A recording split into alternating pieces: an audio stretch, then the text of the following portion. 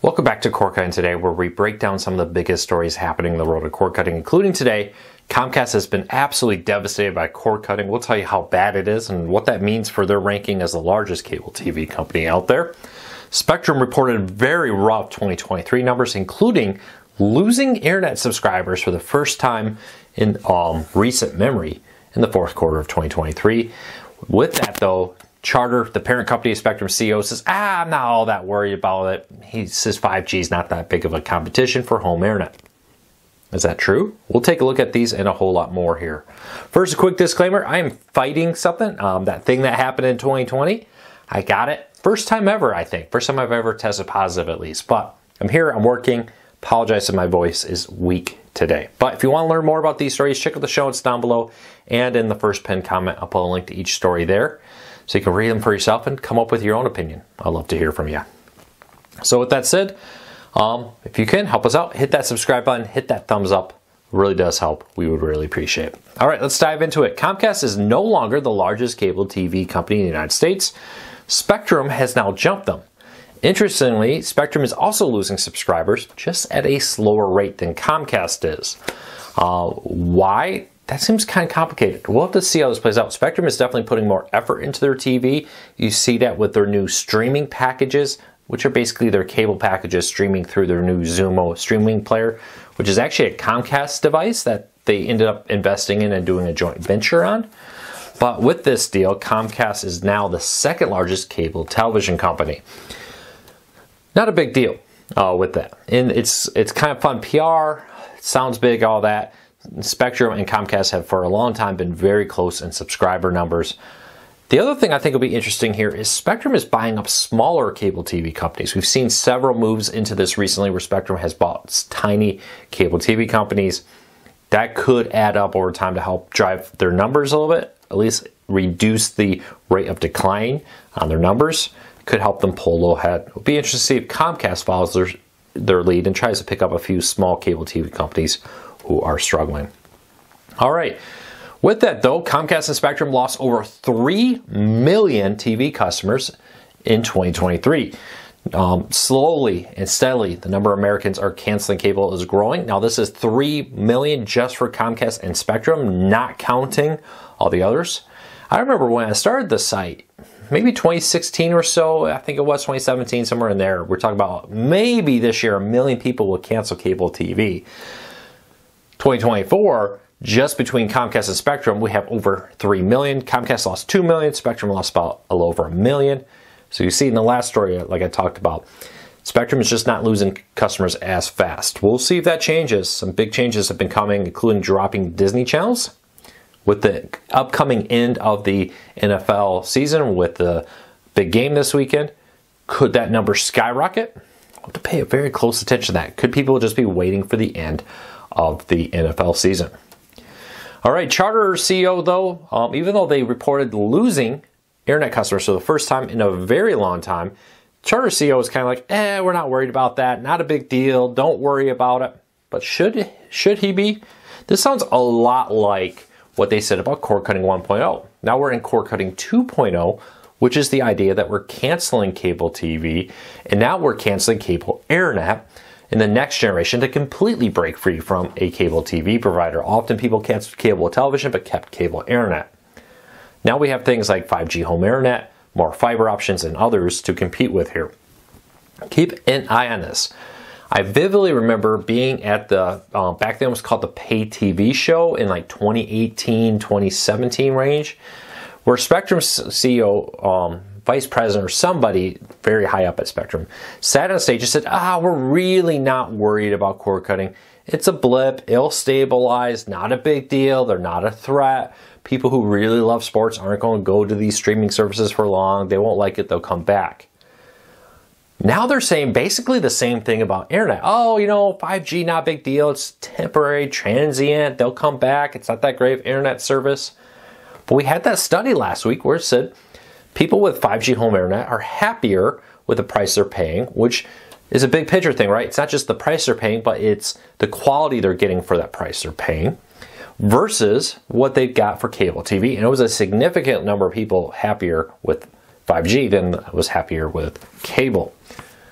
So I kind of think that they should. I think cord cutting 2.0 will be a major market mover in the years to come. Keep a very close eye on that. I don't think we've seen the end of this, and I find it funny they're saying a lot of the same things about 2.0 that they said about 1.0 at about the same stage here. All right, Pluto TV. I did a review of it on the channel over the weekend. Check it out. But they now have 25 movie channels, including action, dramedy, 90s replay, 90s throwback, 80s rewind, 70s cinema, and other ones. Paramount Movie Channel, westerns, classic movies, cult films, and even a Pluto TV staff picks channel. Check these out. A lot of great movies and content here. I have a full list of all the Pluto TV movie channels in the show notes down below. All right, next story on up. You only have a few days left if you want to sign up for the FCC's discounted internet or phone plan. The ACP, which is the Federal Communications, the FCC's fund to help people with money, Affordable Connectivity Program, there we go, is running out of money. You have until February 8th to sign up right now. Until they get additional funding, February 8th right now is the last day they're going to be accepting applications. And then in April, if it's not funded, current people in the program will be dropped from it. We'll keep a very close eye on this. It's part of a bigger budget negotiation. It's not just on this one topic. It's kind of been wrapped up in all different kind of budgets. Again, I suspect that this will be funded in time. The question is, what kind of concessions, what kind of deals? There's a lot of things happening in the wings right now. But you get $30 off standard if you want discounted home internet, or if you live in tribal lands, up to $75 off with this plan to get discounted home internet. You can apply it to a cell phone plan or a home internet plan, one or the other. You can't do both. Comcast also has been told by and agreed to by a national advertising board to stop using the 10G internet service. Now, Comcast is rolling out a 10 gig internet service. And they've been calling it 10G, kind of play on the 4G, 5G home or internet that we see on cell phone plans. Makes it sound like it's significantly better or the next generation of wireless when it's not. It's just a way to kind of market 10 gig internet. A lot of wireless companies obviously were unhappy with that because they're advertising 5G internet. Somebody's saying, well, Comcast says 10G. And they have to explain, well, no, that's not actually a wireless. That's a fiber. That's a speed thing. They're not comparable. You're not comparing apples to apples. Well, Comcast, after hearing a board there complain about it, has agreed to stop that marketing with it. So keep a close eye on that. But Comcast has agreed to stop using 10G internet. Did you find it confusing? Leave me a comment. Let me know. Question of the day. All right, Scripps President, which is one of the largest owners of regional television stations, like ABC, NBC, Fox, has heavily gotten into sports, striking deals to broadcast content that used to be on broadcast or on RSNs on broadcast television, is going all in on ATSC 3.0 and including the idea that it will be big for sports betting. His idea here is that the ability for the interactive aspects of television, free over the air, could be used for sports with that. We'll see how that works out. I'm not sure how that will play out in the long run here. We've already seen some streaming services try that and not be very successful with it, though I wouldn't be surprised if ESPN's new streaming service heavily leans into that when it launches next year, because ESPN now has their own bet system with that. So that leaves a question, do you care about that? I think a lot of people don't care at all about that. I don't think that this kind of bet system here to do it on your television is all that important, because people are used to just holding their phones as they watch television. And it's probably a lot easier to tap, tap, tap on your phone than it is to click, click, click on your TV as you're trying to watch the game, open up a menu on the side and try to do stuff, log in on the television, when you can just do it through your phone. I think this is the thing. I've often said, for example, VR headsets are not the future of watching television.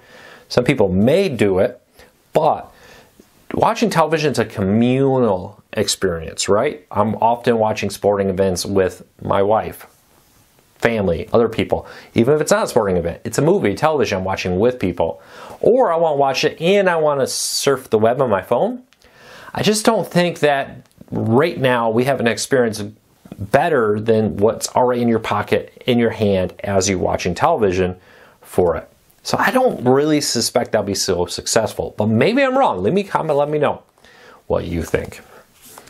Well, that's it for today. No Q&A today because honestly, I'm not feeling that great. I'll be back tomorrow with another video. As long as I don't get a lot worse, I'll see you all tomorrow. Take care, be safe. Thank you for your support.